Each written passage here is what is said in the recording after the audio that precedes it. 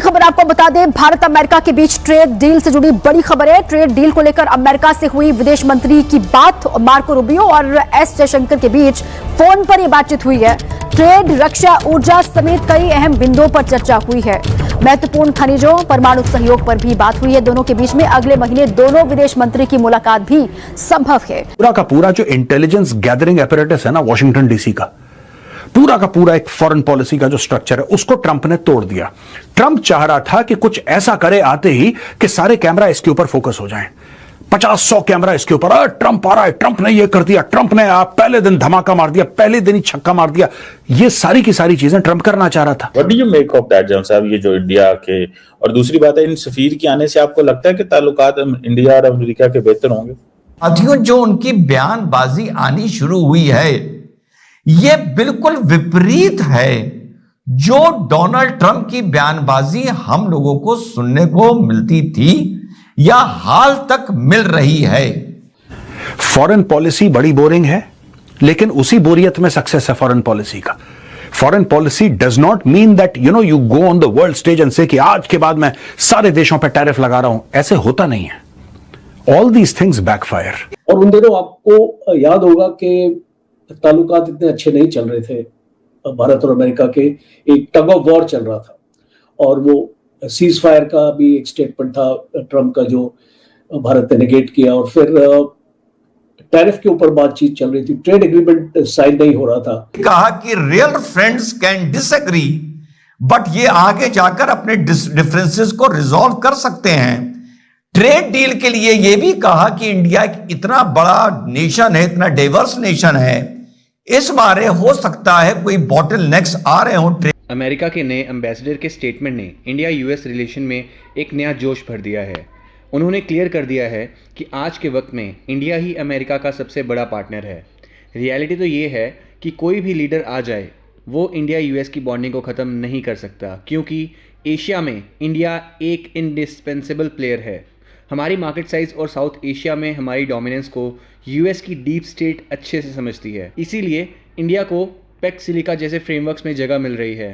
ये मोदी जी की strong diplomacy का रिजल्ट है कि इंडिया किसी प्रेशर के आगे नहीं झुकता और अपनी टर्म्स पर दोस्ती निभाए रखता है। इसी वजह से आज पूरा वेस्ट हमारे सामने रेड कारपेट बिछा रहा है। आपको क्या लगता है कि ट्रंप के आने के बाद इंडिया यूएस रिलेशन और ज़्यादा स्ट्रॉन्ग होंगे या फिर ट्रेड वॉर्स की वजह से थोड़ी सी खटास आएगी? अपनी राय नीचे कमेंट सेक्शन में ज़रूर बताइएगा। एंड अगर आपको वीडियो पसंद है तो वीडियो को लाइक और चैनल को सब्सक्राइब करना ना भूलिए। जय हिंद। अब इसको आप जैसा माने कि भारत सेफ खेल रहा है या जरूरत से ज्यादा खेल रहा है, दोनों आपके ओपिनियन हो सकते हैं। मेरा कुछ हो सकता है, आपका कुछ हो सकता है, लेकिन इतने दिन से जो मैं आप लोगों से बात बार बार बोल रहा हूं, बहुत से लोग भी बोल रहे हैं कि इंडिया बहुत बेहतर कर रहा है, कि डोनाल्ड ट्रंप या उसके चिंटू मिंटू के बयानों पर भारत इधर से कोई प्रोवोकेटिव काम नहीं कर रहा है। कभी कभी जीवन में silence is also a figure of speech and no opinion also sometimes it is an opinion. बहुत बड़ा डेवलपमेंट है और इससे एक आने वाले वक्त में सबसे इंपॉर्टेंट चीज जो होने जा रही है टेक्नोलॉजी और एडवांसमेंट को लेकर, एआई को लेकर, लॉजिस्टिक्स को लेकर, उसमें जो समूह है उसमें भारत अमेरिका के साथ है। और इधर कुछ कुछ रशिया से भी ऑयल भारत में आना अब धीरे धीरे बंद हो रहा है या कम हो रहा है।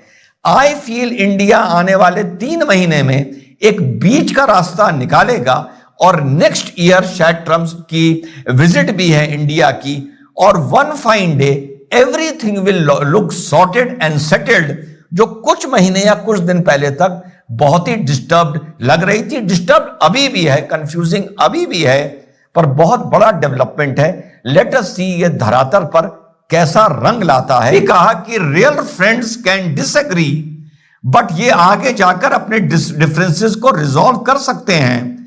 ट्रेड डील के लिए यह भी कहा कि इंडिया एक इतना बड़ा नेशन है, इतना डाइवर्स नेशन है, इस बारे हो सकता है कोई बॉटल नेक्स आ रहे हो ट्रेड डील में, और आने वाले वक्त में वो भी हम सॉर्ट आउट कर देंगे। उन्होंने टैरिफ को लेकर कोई भी सदा हुआ बंधा हुआ बयान नहीं दिया, लेकिन उनके एक बयान ने सबको चौंका दिया।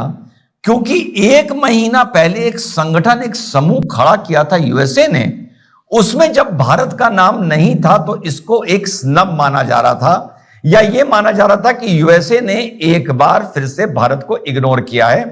उस समय यह खबर सुर्खियां नहीं ले पाई। बात कर रहा हूं मैं पैक्स सिलिका की। पहले सुनिए कि सर्जियो गोर क्या बोले, उस पर उसके बाद छोटा सा एक विश्लेषण पैक्स सिलिका पर। You make of that John साहब, ये जो इंडिया के, और दूसरी बात है, इन सफीर के आने से आपको लगता है कि ताल्लुकात इंडिया और अमेरिका के बेहतर होंगे? धन्यवाद चीमा साहब। आपको याद होगा हमने कुछ हफ्ते पहले इसके ऊपर एक प्रोग्राम किया था और आपने पूछा था मुझे उस टाइम पे कि ये पैक्स सिलिका में इंडिया को बाहर क्यों रखा गया, जब जो इतनी टेक्नोलॉजिकल जो हमारे एग्रीमेंट्स हैं, हमारा आईसेट है, हमारा कॉम्पैक है और जो इस टाइप के जो टेक्नोलॉजी एग्रीमेंट्स है, तो मैंने आपको बोला था कि शुरुआत है ये और आप देखेंगे कि ये फाइनली इंडिया शामिल हो जाएगा इसमें। एक्चुअली क्या होता है, हर एक चीज जब एक नई चीज स्टार्ट होती है तो उस टाइम पे उसके ऊपर काफी डेलिब्रेशंस होती है, किस किस को हिस्सा बनाना चाहिए, किस किस को नहीं हिस्सा बनाना चाहिए।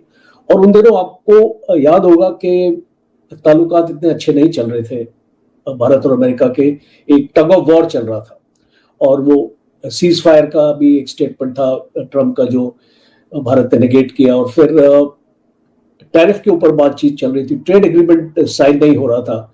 तो मैंने आई थिंक आपके प्रोग्राम में शायद दिया, कोई और प्रोग्राम में बताया कि ट्रेड एग्रीमेंट ऑलमोस्ट फाइनलाइज हो चुका है and with in a month और सो जो हमको उम्मीद है कि उसको ट्रम्प साइन कर देंगे।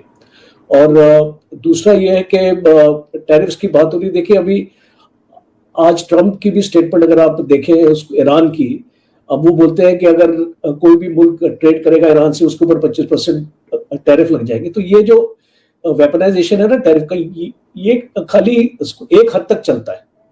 अब जब आप उसको 500% भी आप अनाउंस कर देंगे मैं लगाऊंगा, तो उसके बाद इसका मतलब ट्रेड खत्म है। कोई भी कंट्री बियॉन्ड 25% अगर आप उस पर टैरिफ अपना लगाएंगे, कोई भी कंट्री वर्ल्ड की दो बार सोचे कि आपके साथ ट्रेड करने के लिए, बिकॉज उसमें फिर मार्जिन जो होती है ना, जो आपको इंडस्ट्री की मार्जिन जो होती है और कॉर्पोरेट्स की जो मार्जिन होती है वो आपकी खत्म हो जाती है। तो फिर गवर्नमेंट को अपनी तरफ से सब्सिडी अनाउंस करनी पड़ती है, टैक्सेस उस कंपनी के ऊपर कम करने पड़ते हैं कि वो अपने आप को सस्टेन कर पाए।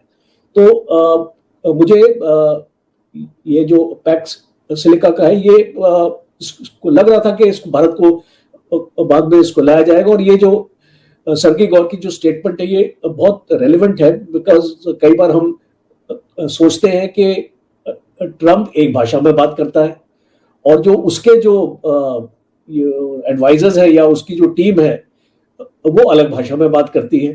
तो आई थिंक ये एक वेल थॉट आउट स्ट्रेटजी होती है कि एक देश के ऊपर आप जितना प्रेशर डाल सके। देखिए ट्रम्प को मैं ये मानता हूं कि जब ये टैरिफ का चक्कर शुरू हुआ था और ये ट्रेड डील हुई थी तो भारत अड़ा हुआ था, इसको काफी एरियाज में हम अपने कॉम्प्रोमाइज नहीं कर रहे हैं, जैसे कि एग्रीकल्चर में हम कॉम्प्रोमाइज नहीं कर रहे, डेयरी प्रोडक्ट्स में हम कॉम्प्रोमाइज नहीं कर रहे। जहां पे एक कॉमन मैन को और जहां पे एक देश की एम्प्लॉयमेंट को झटका लगेगा हम उसमें कॉम्प्रोमाइज नहीं कर रहे।